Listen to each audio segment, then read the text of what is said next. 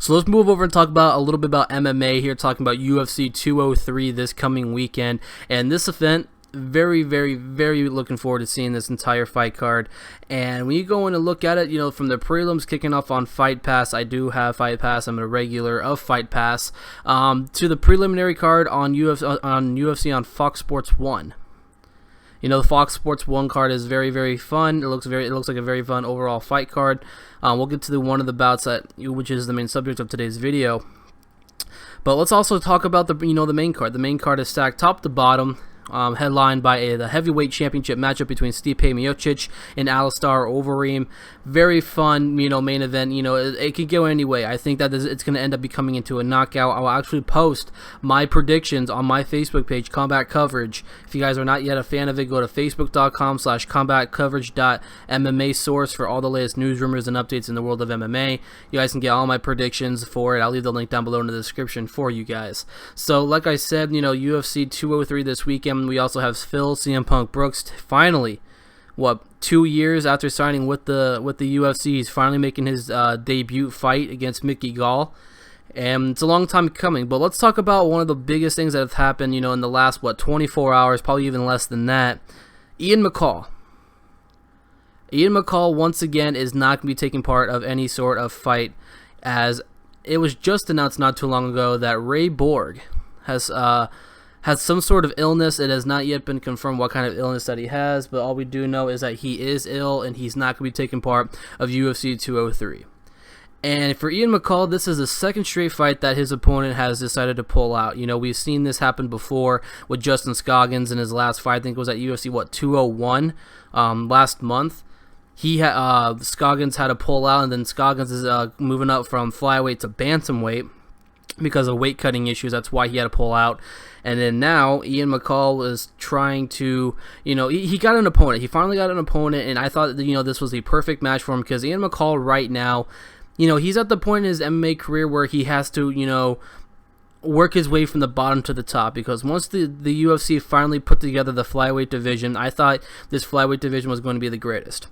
I even spoke to Ian McCall, right before he even made his UFC debut, I think it was maybe a couple days right after, the UFC announced that the flyweight division was coming, and it was an honor, and I was really much looking forward to seeing how he does. Ian McCall is actually one of my, personal favorite MMA fighters, and I'm not trying to be biased or anything, but, this Ian McCall, like I said, he's trying to build from the bottom to the top, because once the flyweight division was brought together, McCall could have already had a run as the flyweight champion, because Ian McCall, it should have gone to a fifth round with Demetrius Johnson, or a fourth round Demetrius Johnson in that fight, and ultimately they decided to call it as a draw, and then they had a rematch, and then Demetrius Johnson won. So I think that, McCall would have already been declared a flyweight champion, the first inaugural flyweight champion, but it was Demetrius Johnson in the end.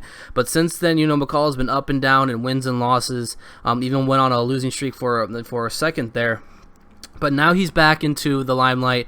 I thought that, maybe if he was able to get, a couple of, low 15 number of a ranked fighter, a lower ranked fighter, he's able to work from there. He's still in the in discussions, he's still being relevant within the flyweight division, but back-to-back opponents pulling out of the fight, this is just completely insane. It's not really helping Ian McCall right now. But it's human nature. That it's the nature of the beast when it comes to MMA. Fighters have illnesses. Weight cutting issues are the ultimate problem. Kidney issues are coming to to play there. Your kidney function. It kills.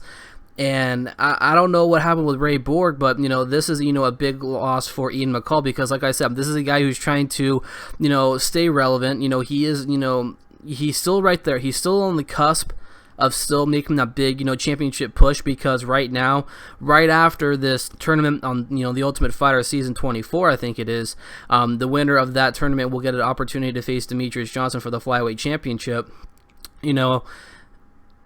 McCall still needs to be, put into the discussion. We've seen the fights. We've seen the trilogy fights with Joseph Benavidez. We've seen John Moraga take the shot. Demetrius has cleared everybody out. I would love to see another, final trilogy between Demetrius Johnson and Ian McCall. But Ian McCall has got to earn it. Right now, honestly, I think he would agree with me that he has not earned it yet. But it's not McCall's fault that these fighters keep on pulling out. So, UFC 203 does take a hit with one of the preliminary fights on the Fox Sports 1 prelims. That has been pulled. So McCall has been pulled. They're not going to find basically a last couple of day notice fighter to pull it out of their come out of left field and take the fight. McCall has been pulled in whole. And, hopefully, he does, get on a fight card, maybe 205. I think, McCall, after losing, both fights, basically, but the fighters being pulled out, he deserves to be on the New York card. So, put McCall on the New York card, UFC 205, I think it is. Put him on the card. He deserves it. So, hopefully, 205 is going to be in the future for one Uncle Creepy Ian McCall.